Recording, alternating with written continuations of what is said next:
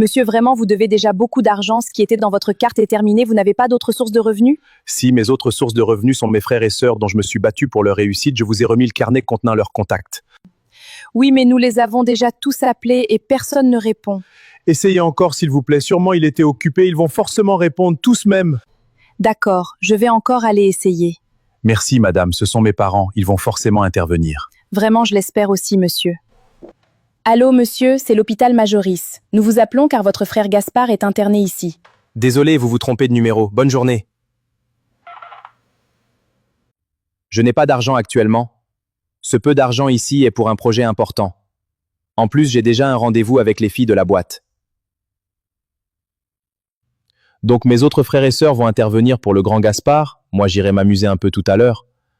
En plus, je n'ai pas envie de rater les grosses fesses de ces femmes. Je vais tenter d'appeler monsieur Mike. Son frère a assisté sur lui. Allô, je suis dans une zone où je ne peux pas intervenir actuellement. Allô, madame Rota, c'est l'hôpital où Gaspard est interné. Je n'ai pas d'argent présentement. Si c'est cela l'objet de votre appel, bonne soirée. Monsieur, j'ai essayé de joindre pratiquement tout le monde de votre carnet d'adresses, mais personne n'a de l'argent. Vraiment? Personne ne veut m'aider? Tous n'ont pas d'argent, c'est vrai ça? Doucement, monsieur, vous êtes si faible, mais une idée pour vous. Oui, je vous écoute, madame. C'est quoi l'idée qui peut me sauver la vie? On va simuler votre mort. Je vais dire à tous ceux que j'ai appelés que vous êtes décédé. Et vous pensez que ça va marcher?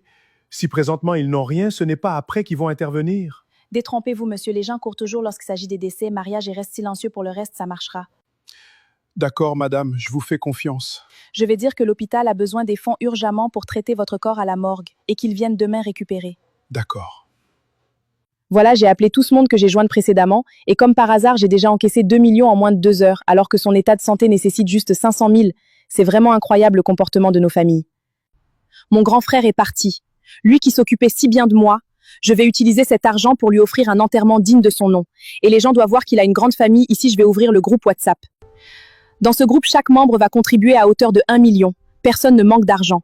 Donc on doit faire pour notre Yaya un très grand enterrement où chaque invité mangera et boira à mourir.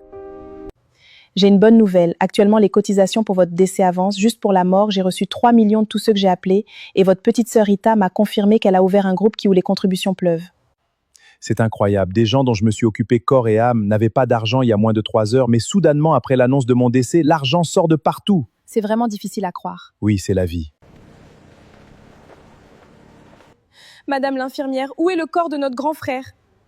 On a tellement mal, il nous a laissés si tôt, il n'a même pas bénéficié de ses sacrifices accomplis pour nous. Calmez-vous s'il vous plaît, soyez forte. Je vais vous y conduire, est-ce que vous êtes prêts? Nous sommes tous prêts, madame. Vous pouvez nous emmener là-bas. D'accord, allons-y. Grand frère! Mais comment c'est possible? Grand frère, tu es vivant? Regardez vos visages. On aurait dit que vous avez vu un revenant. Ça vous plaît? Quand c'est l'argent pour payer mon traitement, vous dites que vous n'avez pas, mais quand il s'agit de dépenser pour mes funérailles, l'argent sort rapidement. Je suis même sûr que vous avez déjà payé pour mon cercueil. Si vous tenez vraiment à quelqu'un, soutenez la personne quand elle est encore en vie. Vous avez envoyé 3 millions pour le traitement de mon corps alors que ma santé n'avait besoin que de 500 000. Je vous ai tout offert, vos études, tout. J'ai combattu pour vous faire voyager, vous ai rentré. Pour certains, j'ai contacté des amis pour vous aider. Et je tombe malade, vous refusez de venir me voir, de m'aider mais fort pour contribuer au décès. S'il vous plaît, j'ai une question pour vous qui regardez la vidéo.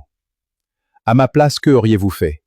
Auriez-vous coupé les ponts avec eux ou bien vous les auriez pardonnés?